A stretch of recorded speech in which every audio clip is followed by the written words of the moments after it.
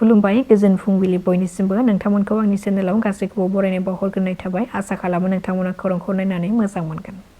थांनाय 29 नभेम्बराव जालांनाय BTC एसेम्बलियाव tribal फरायसाफ्रा बुफाय बुसि खालामनाय जाथायाव एबसुआ बिथोन होदों बुंनायनि सायाव खेंफोरथि होदों एबसुनि आफादगिरि दिपेन बर' बिथाङा फोरमायथिदों दि फरायसाफोरनि रेलिया जागायजेननायाव बै सानखालि मोजाङैनो जादोंमोन नाथाय जेब्ला रेलि खालामनाय समाव BTC एसेम्बलियाव सफैनायाव फरायसाफ्रा लांगोनानिफ्राय सिङाव हाबनानै बुफाय बुसि खालामहैदों नाथाय बेबादि जानाङामोन। नाथाय बे जाथायखौ लानानै बे बुफाय बुसि खालामनायाव एबसुआ बिथोन होदों बुंनायखौ दुलाराय बर' फरायसा आफादा गोथौयै दुखु मोननाय फोरमायदों आरो हिंसायारि जाथाय जानायखौ एबसुआ माब्लाबाबो लुबैया। जाय जाथायखौ लानानै BTCनि चिफ हाग्रामा महिलारी बिथाङा एबसुखौ थोंजोङै थांखिनानै बे जाथायजों लोब्बा दं बुंनायखौ जों नुदों। हारिनि खैफोदनि समाव दुलाराय बर' फरायसा आफादनि गोख्रों रेलि खालामनाया गासै जिल्लायावनो जालांबाय। बेखौ लानानै हाग्रामा महिलारी बिथाङा जोंनि सायाव दाय जाबसिनदों। नाथाय जों एबसुनिफ्राय रोखा फोरमायदों एबसुआ बे बुफाय बुसि खालामनाय जाथायाव जेबो बिथोन होआखै आरो एबसुखौ बे जाथायजों दाय जाबसिननानै राजखान्थिजों सोमोन्दो थानायनि दाय होनाया थारैनो जोबोरैनो दुखुनांथाव। जों खावलायदों बे समा बर' माहारिनि थाखाय मुं सुलायनानै राजखान्थि खालामनायनि सम नङा। जुदि एबसुआ बेबादि गाज्रि जाथाय सोमजिहोनायनि सायाव माबाफोर लोब्बा थानायनि फोरमान होनो हायोब्ला आं एबसुनि आफादगिरिनि बिबानखौ नागारगोन आरो जों जेलाव थांनोबो रेडि होननानै गोख्रों रावजों बुंथिदों एबसुनि आफादगिरि दिपेन बर' बिथाङा। खौरां मोननाय बादिब्ला ट्राइबेल एफेयार्स प्लेन रनज पेगुनि ग्रुप अफ मिनिस्टारआ फैगौ 4 डिसेम्बराव मोनद' हारिनो ST होनायनि सायाव सिसिटुवाजों सावरायगोन। श्रीभूमिनि बाहादुरपुर बरबारियाव कन्ट्रल गोमानानै गंसे दावबायारिफोर गाखोनाय गारिया लामा साखाथिनि फख्रियाव बेलथायदों। बे गिख्रंथाव जाथायखौ नुनाय लोगो लोगोनो फुंनि समाव मस्जिदाव नामाज फरायनो फैनाय सासे इमाम मौलाना आब्दुल बासिया मस्जिदाव थानाय माइकजों साखाथियाव थानाय सुबुंफोरखौ लेंहरनानै जायगानि सुबुंफोरा फैनानै बे गिख्रंथाव जाथायनिफ्राय सुबुंफोरखौ रैखा खालामनो हायो।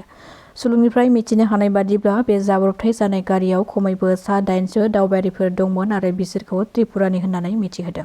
बे जाब्रबथायाव जोखोम जादोंब्लाबो रावनिबो जिउ खहा जायाखै। रायजोआव फिन आरोबाव जिनाहारि खालामनाय जाथाय।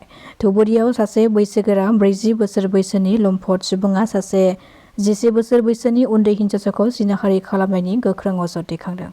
सुलुंनिफ्राय मिथिनो हानाय बादिब्ला बे लम्पट कमल राय मुंनि सासे सुबुङा उन्दै हिनजावसाखौ फरायसालिनिफ्राय फैबाय थानायखौ खाबु लानानै बे मुगैथाव खामानिखौ मावदों। बे जाथायनि बागै नखरनि सुबुंफोरा मिथिनायनि उनाव थानायाव गसर थिसनो आरो थानायाव गसर थिसननायनि उनावनो पुलिसआ संदाननानै लम्पट कमला रायखौ पुलिसआ एरेस्ट खालामदों। रायजोआव मोनद' हारिनो ST होनो नागिरनायखौ लानानै सोमावसारबाय थानायखौ जों समाजारि बिजोंनि गेजेरजों दासान्दि नुनो मोनबाय थादों। बेबादिनो मैयानि सानावबो गोबां रोजा रोजा टिवा फरायसा आफादा आखायाव बनजार लानानै गोख्रों सोमावसारनाय हाबाफारि बानजायदों। बे सोमावसारनायनि गेजेरजों आसाम सोरखारा जुदि ST होनायखौ गनायथि होयोब्ला थांनाय 29 डिसेम्बराव BTC सेक्रेटारियेटखौ बुफाय बुसि खालामनाय बादिनो दिसपुरनि सदनखौबो बेबादि हाल-साल खालामगोन होननानै सोरखारखौ हुमखि होदों आरो बेजों लोगोसेनो राजा लामा रेल लामा गासिखौबो सावगोन होननानै हुमखि होदों।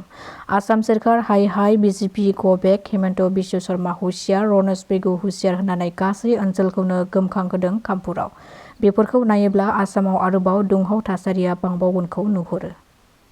डिमा हासावआव पुलिसनि गुलियाव सासे उदखारि हान्जानि सोद्रोमाया जिउ खहा जादों। खौरां मोननाय बादिब्ला डिमा हासावनि माहुर थानानि बेन्दोंआव थानाय जिनामभेलियाव उदखारि आफादनि सोद्रोमाफ्रा गारि लाखिनानै सासे गारि ड्राइभारखौ हुमखि होनानै गुलि गावदों आरो बे गुलि गावनाय जाथायखौ खोनानाय लोगो लोगोनो पुलिसआ ओंखारबोनानै उदखारिफोरखौ गुलि गावो। जायनि जाहोनाव HPCD उदखारि आफादनि सोद्रोमाया गुलि नांजानानै जिउ खहा जायो। जिउ खहा जानाय सोद्रोमाखौ मदि मार उर्फे मेम' होननानै सिनायथिनो हादों। लामा जाब्रबथायजों सासे पुलिस जवाननि जिउ खहा। गहपुरनि राङालियाव लामा साखाथिनि डिभाइडाराव गोबारै सौग्रावनायनि जाहोनाव जाब्रबथायजों जायगायावनो सासे पुलिसआ जिउ खहा जायो। बे जाब्रबथायाव जिउ खहा जानाय पुलिस जवानखौ मनज गहाय आरो बिखौ आसाम अरुणाचल सिमानि राजगड़ पुलिस थानायाव मावथि हिसाबै खामानि मावगासिनो दंमोन होननानै सुलुंनिफ्राय मिथिनो मोननाय जादों।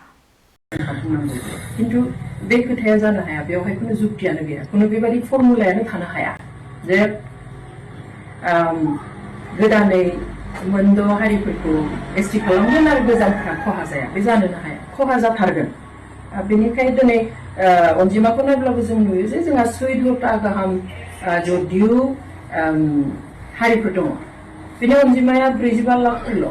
आरो बिथिंजाय गोदानै अनजिमाया माने हारिनि अनजिमाया खम 6था खिन्थु बिसोरहा 1.5 कोटि आसामनि गासै जेसेबां सुबुं अनजिमा दङ बेनि खावसेयानो बिसोर अब्ला माबायदि बेलेन्स जानो बे बेलेन्स जानोनो हाया आरो थाखानाय एसटि फोर माने फोरनि जेबो खहा खालामालासिनो गुबुन एसटि होगोन होननानै बुंनाया जेबो ओंथि गैया बे जानो हाया एसटि थाखानायाव गोदान एसटि खालामोबा खहा जाखागोन एसटिआ मोनसे बेवहाय सोर भि सोर पि सोर मा बिनि खोथा फैया एसटि खालामब्लानो जोंहा खहा जाखागोन बेखौ जों बयबो बुजिनांगोन बेनिखाय गेजेर गेजेर बाथ्रा बुंनानै बा बिसोरहा मोनब्लाबो जोंहा बुंनांगौ गैया जोंहा खहा जायाबानो जाबाय बेखौ जों साननाया गोरोन्थि जागोन जोंहा खहा जाथारगोन खुनु बदि बियो बेलेन्सबो जाखानाय नङा